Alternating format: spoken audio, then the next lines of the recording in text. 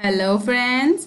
Welcome to our YouTube channel AI Arun Kumar. आज हम आपके सामने फिर से क्लास 6 का ज्योग्राफी का थर्ड चैप्टर डिस्कस करेंगे, जिसका नाम है पृथ्वी की गतियाँ। ओके, तो देखिए ये सबसे ज़्यादा इम्पॉर्टेंट पिक्चर है जो आज हम डिस्कस करेंगे। यस, पृथ्वी की गतियाँ। ठीक है, अर्थ कैसे घूमती है और अर्थ जो है वो सन के चारों तरफ घूमती है, उस वाली गति को क्या कहते हैं, और अपने अक्ष पर घूमती है उसको क्या कहते हैं। सबसे इम्पॉर्टेंट है रोटेशन यानी घूर्णन। पृथ्वी का अपने अक्ष पर घूमना जो है वो रोटेशन कहलाता है, और परिक्रमण यानी रेवोल्यूशन, सूर्य के चारों ओर एक स्थिर कक्ष में पृथ्वी की गति को परिक्रमण कहते हैं। ये हम बहुत अच्छे से समझेंगे जब हम इस पिक्चर को देखेंगे। ये देखिए, this is earth, this is sun. Earth जो है अपने ही एक्सिस पर घूम रही है, तो ये हो गया रोटेशन, है ना। और अर्थ जो है जो सन के साथ के चारों तरफ घूम रही है, this is revolution. Okay, this is very simple and important concept. Now next one is कक्षीय समतल। कक्षीय समतल क्या होता है, ये देखिए, मैंने आपको चैप्टर 1 में बताया था कि हर एक ग्रह जो है ना उसका अपना एक कक्ष होता है, जिसके चारों तरफ वो घूम रहा, उसके अकॉर्डिंग वो घूमता है। ठीक है, तो अर्थ जो है अपनी पृथ्वी का जो अक्ष है, एक काल्पनिक रेखा है जो इसके कक्षीय सतह से 66.5 डिग्री का कोण बनाती है। अब ये समझाएंगे हम आपको क्लियरली।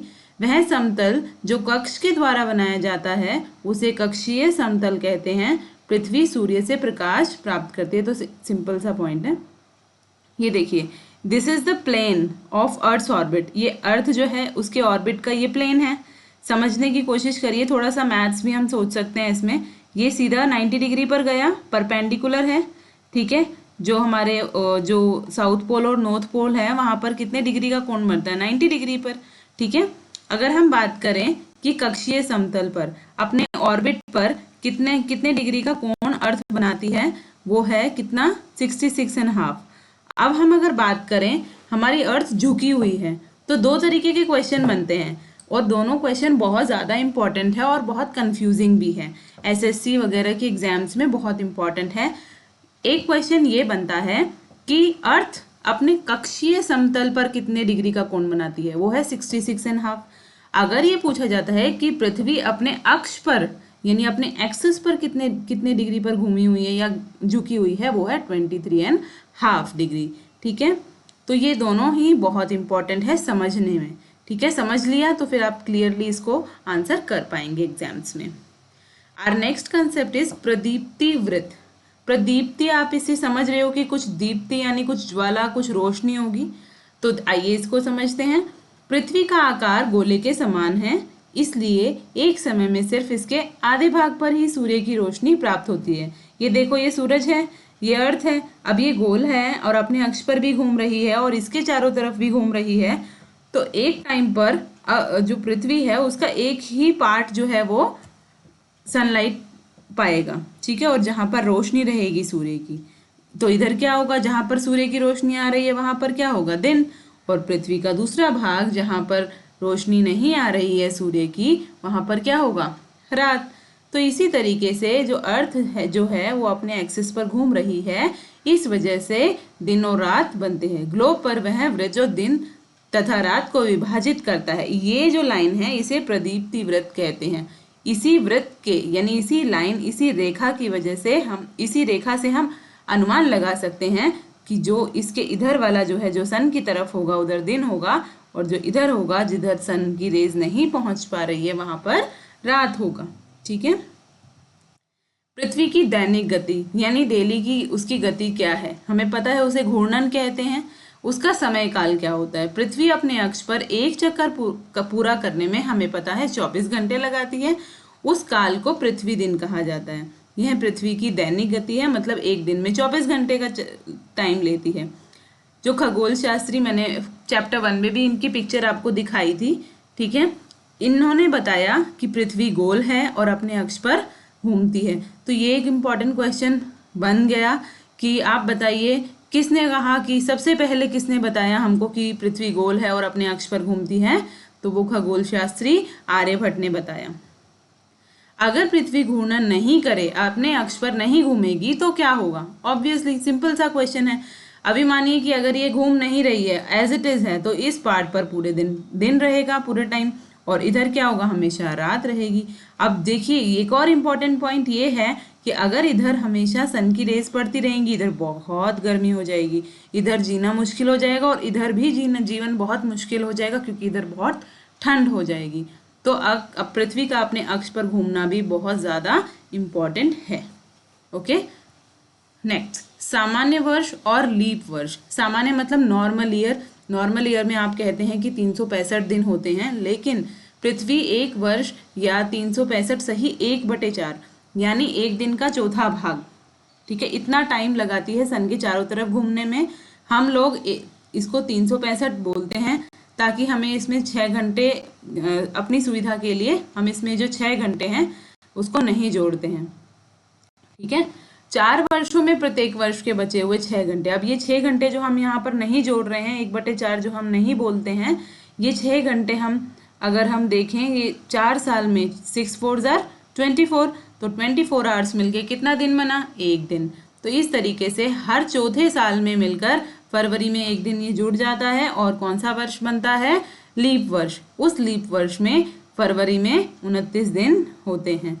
ऐसा वर्ष जिसमें 366 दिन होते हैं उसे कौन सा वर्ष कहते हैं? लीप वर्ष, लीप ईयर कहते हैं। नेक्स्ट वेरी इंपॉर्टेंट पॉइंट, ऋतुएं कैसे बनती हैं? ये भी आपको पता है, ऋतुएं यानी मौसम में परिवर्तन जो आता है, कैसे सीजन्स कैसे बदलते हैं। ऋतुओं में परिवर्तन सूर्य के चारों ओर पृथ्वी की स्थिति में परिवर्तन के कारण होता है। अब ये पिक्चर से भी समझेंगे। सामान्यतः एक वर्ष को गर्मी, सर्दी, वसंत एवं शरद ऋतुओं में बांटा जाता है। इस प्रकार स्पष्ट है कि पृथ्वी के घूर्णन एवं परिक्रमण के कारण दिन रात, यानी घूर्णन के कारण दिन रात बनते हैं और परिक्रमण के कारण ऋतुओं में परिवर्तन होता है। अब हम पिक्चर से समझेंगे। ये जो इस पेज में हमने देखा है, ये हम डायग्राम से समझेंगे। This picture is very important picture of this chapter. अगर आपने इस पिक्चर को अच्छे से समझ लिया तो आपके बहुत सारे क्वेश्चंस इसी ही पिक्चर से बनेंगे, इसी डायग्राम से बनेंगे। देखिए, हमने पीछे देखा कि ऋतुओं में परिवर्तन जो है किस वजह से होता है? सूर्य के चारों ओर पृथ्वी की स्थिति में परिवर्तन के अभी कारण। देखिए, पहले हम अर्थ को देखेंगे कैसे कैसे हो रहा है। देखो, यहाँ पर है सूर्य, ठीक है, और यहाँ पर 21 मार्च का दिन है, ठीक है, ये 22 दिसंबर का दिन है, ये 23 सितंबर का दिन है, और ये 21 जून का दिन है। अब हमने प्रदीप्ति व्रत देखा था ना। प्रदीप्ति व्रत यानी एक तरफ जो अर्थ को 2 इक्वल पार्ट्स में डिवाइड करता है, इधर सन का सनरेज आ रही हैं, ठीक है, और इधर सनरेज नहीं आ रही है। अब हम देखते हैं इन सब जो ये कंसेप्ट है इनको क्या कहते हैं, यानी जो अर्थ की ये जो स्थिति है इसको क्या कहते हैं, ठीक है। सबसे पहला है 21 मार्च को विषुव है। देखो, सबसे पहले हम उत्तर अयनांत और दक्षिण अयनांत समझेंगे। उत्तर अयनांत कब होता है? Very important question, very simple question. उत्तर अयनांत कब होता है? 21 जून को होता है, ठीक है, पहले इतना समझो।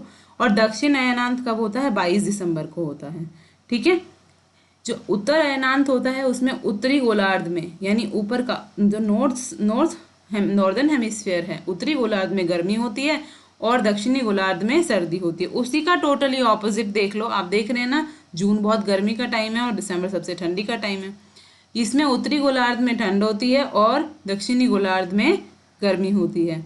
तो आप बताइए, जो इंडिया है वो कौन से गोलार्ध में होगा? ऑब्वियसली इसी में ही होगा, दक्षिण अयनांत। इसमें क्योंकि 22 दिसंबर में यहाँ पे क्या होती है? सर्दी होती है, और 21 जून को गर्मी होती है। तो इंडिया जो है वो कौन से अर्थ में अगर हम देखें, इंडिया यहाँ कहीं पे आता है, तो हमारे यहाँ क्या होगा? हम उत्तरी गोलार्ध में हैं, ठीक है। अब आगे देखिए, उत्तर अयनांत। इसमें क्या होता है? सूर्य की किरणें कर्क रेखा पर सीधी पड़ती है, इसके कारण इसमें इन क्षेत्रों में अधिक ऊष्मा प्राप्त होती है। सबसे इम्पोर्टेंट है कर्क रेखा, ठीक है, ये है इक्वेटर, इक्वेटर के ऊपर है कर्क रेखा।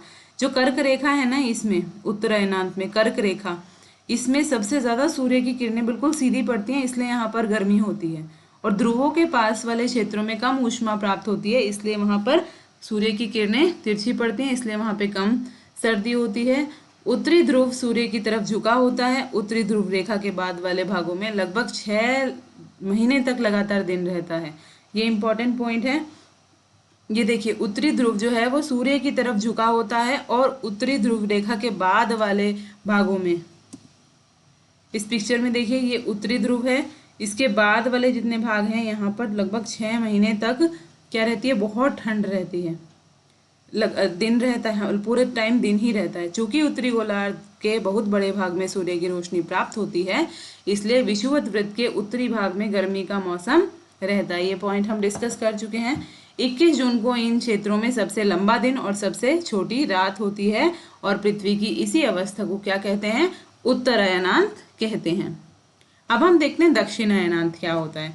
दक्षिणायनांत 22 दिसंबर को क्या होता है, दक्षिणी ध्रुव के सूर्य की ओर झुके होने के कारण होता है और मकर रेखा पर सूर्य की किरणें सीधी पड़ती है। ये देखिए, ये देखिए यहाँ पे जो ये यहाँ पे 22 दिसंबर में ये दक्षिणायनांत है। दक्षिणी गोलार्ध में गर्मी का मौसम होगा और उत्तरी गोलार्ध में सर्दी का मौसम होगा, क्योंकि दक्षिणी ध्रुव की तरफ झुकी होती है। ठीक है, हम चलते हैं। चूंकि सूर्य की किरणें मकर रेखा पर लंबवत पड़ती हैं, ऑपोजिट हैं दोनों एक दूसरे के। इसमें क्या होता है, कर्क रेखा पर सूर्य की किरणें लंबवत पड़ती हैं, इसमें मकर रेखा पर सूर्य की किरणें लंबवत पड़ती हैं, इसलिए इस वाले पोर्शन में ठंड हो जाएगी। ठीक है, सर्दी हो जाएगी।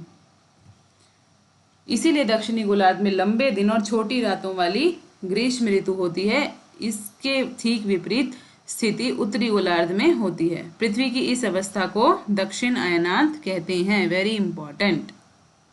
अब आते हैं विषुव। वो जो बीच के जो हमने देखे ना 21 मार्च और 23 सितंबर का दिन, ये दोनों विषुव कहलाते हैं। सूर्य की किरणें विषुवत वृत्त पर सीधी पड़ती है, इसीलिए इस सिचुएशन को विषुव कहते हैं। इस अवस्था में कोई भी ध्रुव सूर्य की ओर नहीं झुका होता। पृथ्वी पर दिन और रात बराबर होते हैं। इन दोनों दिन अगर आप वैसे भी देखेंगे तो इन दोनों दिनों में दिन और रात का जो टाइम है यानी सनराइज और सनसेट बिल्कुल इक्वल होते हैं। जो 23 सितंबर है, अगर हम बाइफरकेट करें, 23 सितंबर को उत्तरी गोलार्ध में शीत ऋतु होती है, सर्दी होती है, और दक्षिणी गोलार्ध में बसंत का मौसम होता है, अच्छा मौसम होता है। और 21 मार्च में इसके विपरीत होता है, उत्तरी गोलार्ध में बसंत ऋतु होती है और दक्षिणी गोलार्ध में बहुत ठंड होती है। ऑस्ट्रेलिया में, इसी रीजन से ऑस्ट्रेलिया में क्रिसमस को गर्मियों में मनाते हैं। ठीक है, एक बार हम पिक्चर से फिर समझेंगे। ये देखिए, ये है विषुव। ठीक है, यहाँ पर 21 मार्च को इधर की डायरेक्शन में उत्तरी गोलार्ध में बसंत ऋतु होगी और दक्षिणी गोलार्ध में शरद ऋतु होगी। ऐसे ही 23 सितंबर को उत्तरी गोलार्ध में शरद ऋतु होगी और दक्षिणी गोलार्ध में बसंत ऋतु होगी। और यहाँ पर कोई भी इन दोनों सिचुएशन में अर्थ जो है वो अपने ना तो उत्तरी ध्रुव की तरफ ज़्यादा झुकी होती है, ना ही दक्षिणी ध्रुव की तरफ ज़्यादा झुकी होती है। ठीक है, इसीलिए इन दोनों को विषुव कहते हैं। विषुवत वृत्त पर बराबर रहती है। ठीक है, ये तीनों ही बहुत ज़्यादा इंपॉर्टेंट पॉइंट्स हैं। इसके बाद आप देखिए, उत्तरायणांत हो गया, दक्षिणायनांत हो गया। इतने ही कंसेप्ट थे एक हमारे इस चैप्टर में। बहुत छोटा ही चैप्टर है ये। ठीक है, इस पिक्चर को बहुत अच्छे से समझना है। उत्तरायणांत क्या होता है, दक्षिणायनांत क्या होता है। ठीक है, सो दिस इज इट। सारे एनसीईआरटी के पॉइंट्स हमने डिस्कस कर लिए हैं इसमें। सो रिवाइज करिए, वीडियो को रोकिए, इस पिक्चर को अच्छे से समझिए। Thank you and like this video, share this video and subscribe our channel. Thank you so much.